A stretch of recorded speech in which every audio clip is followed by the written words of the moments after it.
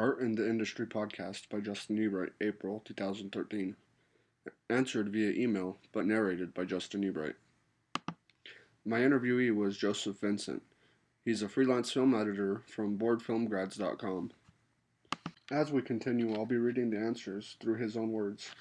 For the first question, he answered, "My profession revolves around visual arts. Finding the newest, most interesting way to get the message across to the masses is the edge everyone seeks.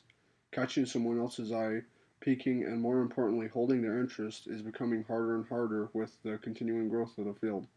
It's no longer enough to be informative. You have to be entertaining and exciting or risk losing your audience before you ever get a chance to tell them your message."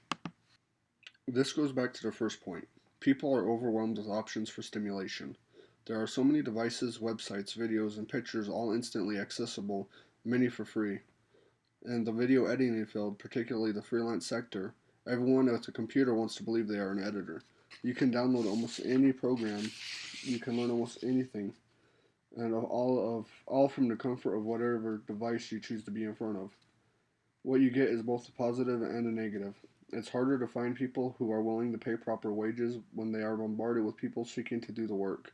I can't stress enough how many times I've met with a potential client and quoted them a price based on how many hours it would take to fulfill their needs, only to hear about a lower quote they received from Joe Craigslist. Many clients are willing to skimp on skill and quality for cheaper rates. However, I cannot be upset by this trend. With the outpour of accessibility, we are seeing some unique and truly innovative work coming to light. More than ever, people are able to practice their art and to share the art with the world. Every video I watch, I think of it as research. I examine the edits, the images, the pacing, the sound design, and I try to learn and incorporate these learnings into my own work.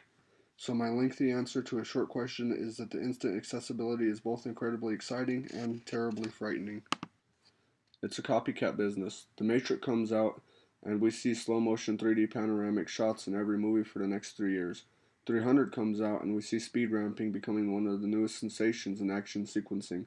Christopher Nolan's Batman trilogy is released, and we are now seeing massive in-scope, sweeping cityscape shots being used as establishing shots, cutaway shots, in every television show and movie being made.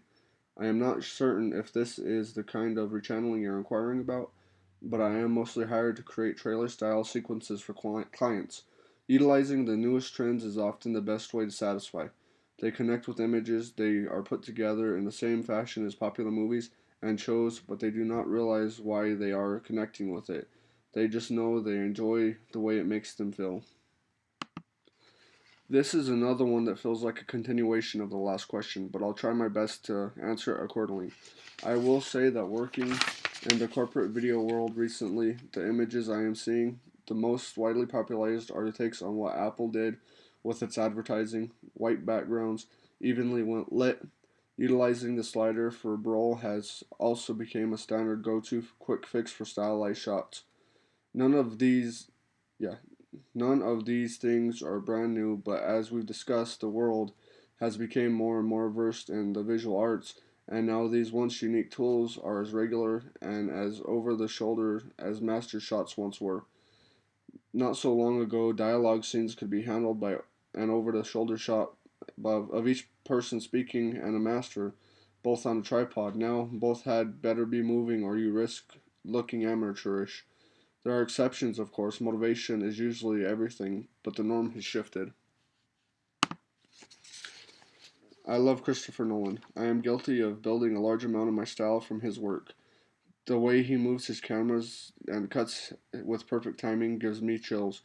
The 360 spinning dialogue shots that he used in the Batman movies were innovative. I realize he is a lot like Elvis. He didn't invent it, but he made it popular and he made it work perfectly. He utilizes sound design in a similar fashion.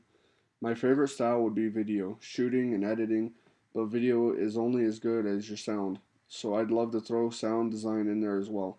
Dedicating yourself to sound design is a surefire way to separate your videos from the pack. Tremendously. Everything I watch is a new lesson. I don't like hearing people accuse guys like Quentin Tarantino of stealing. He admits what we all know to be true, that we are all inspired by the art we love. Seeing what other great artists do and then making it your own is how art evolves.